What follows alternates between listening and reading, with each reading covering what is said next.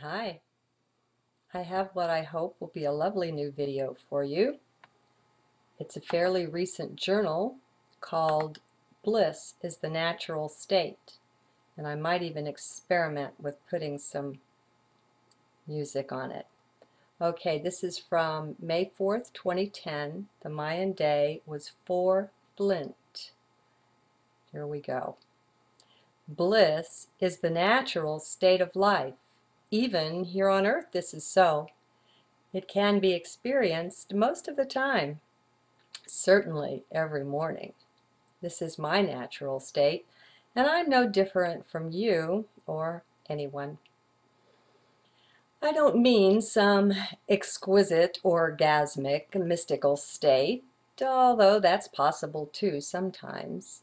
Rather, I speak of a calm, quiet bliss that takes such joy in life and living and in absolutely everything around that real joy is the natural state.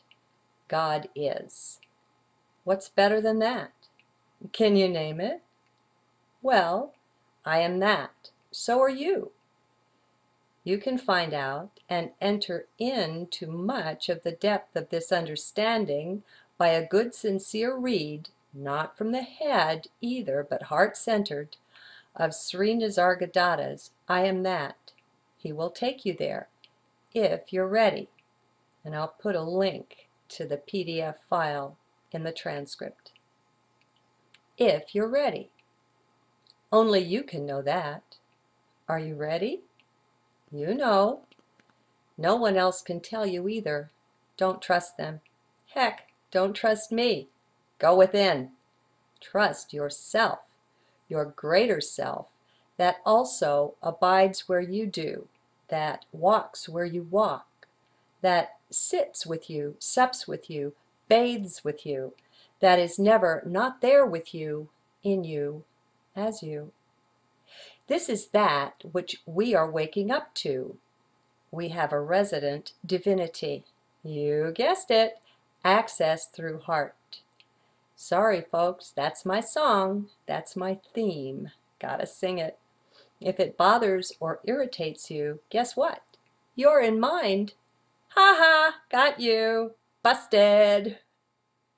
You've got to come out of the mind. The thing you're using to try to enter the kingdom is the very thing that's keeping you from entering. Very simple. Seems quite crazy, but so what? What if I'm right? Give it a try. Just drop down, center in chest, and keep centering. All it is placing your attention, your full attention, there in the center of the chest. You determine, you decide that you're going to do this thing. That is, you set your intent to do it. This is powerful. This is the beginning of taking back your power from the manipulators, to get familiar with the power of setting your intent firmly on something. A vision change is coming. It's on the way.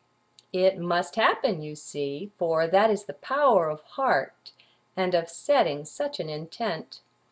Pretty soon, when you look out at the world, it won't look anything the same as it does to you now.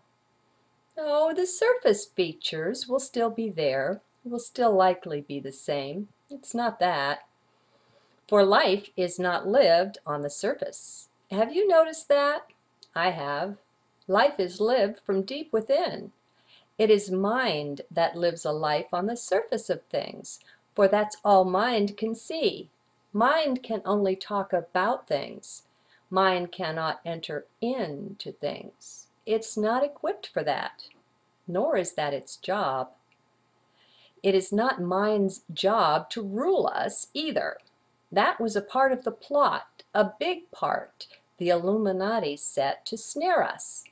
Their domain is not spiritual, is not of the light, and so they had to keep us back from entering into the light, or we would escape their clutches to a realm they could not enter. Thus, keep us in mind was their way. And yes, it worked, but that was temporary. Why temporary? Way temporary. Yes, I have an English degree, among others, but I do massacre the language at times. I figure language is meant to convey meaning, and if I can get it to do that in odd ways, then why not? If it conveys, then it works. Enough said. The Aquarian age rings the death knell for the dark force.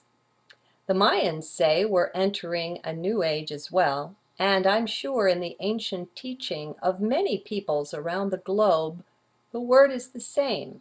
A new age is upon us. Don't wait, my friends. We're actually in it now. We've been transitioning into this age for a few decades now. Have you noticed how rapidly things have been changing, even just compared to 1 century ago? We're on a wild ride already, so don't be fooled into waiting for some special date on some calendar. Heck, just look around. You see, when you hold beliefs like that, like some Armageddon or terrible times are coming, you help bring them to pass. That's a major way we've been manipulated over these centuries.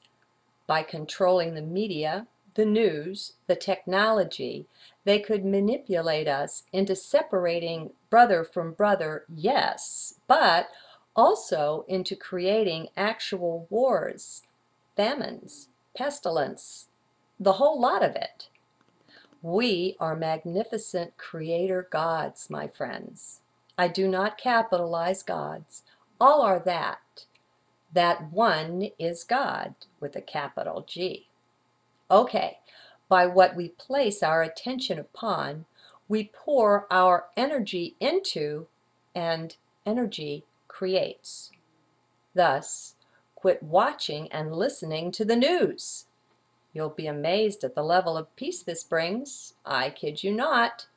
That's a major manipulation. So, if you're serious about wanting to wake up, then ditch the media. Cut way back on the time and attention you give it. Besides, that's not truth, nor the real news anyway. You know that. In your right mind, you know this. So, why be manipulated like that? Take back your own mind. They don't own it unless you give it over to them. And one of the ways we do that is by watching TV and listening to the radio.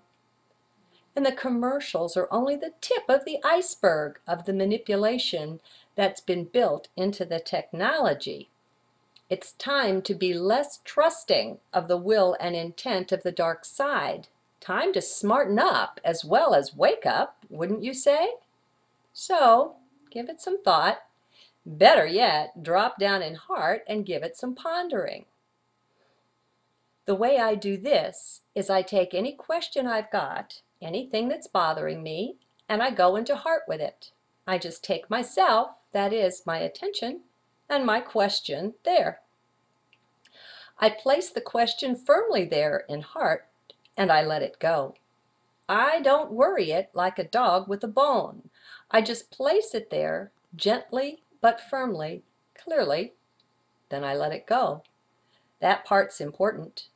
By letting it go, I evidence the trust I have in Source, in Spirit, to respond, to answer.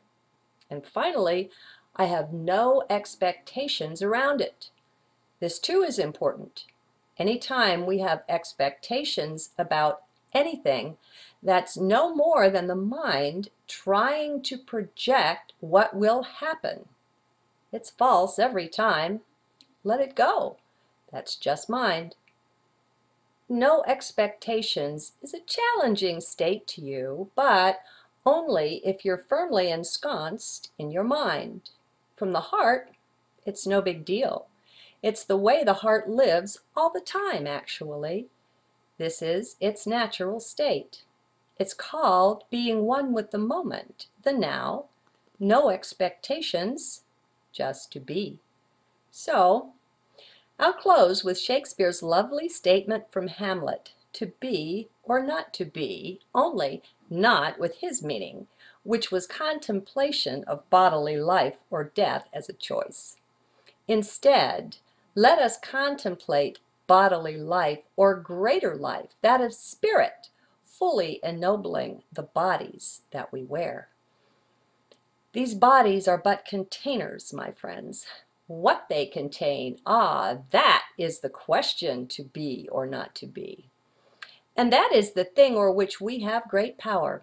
Let's take it up. Let's reign. Let's rock this place.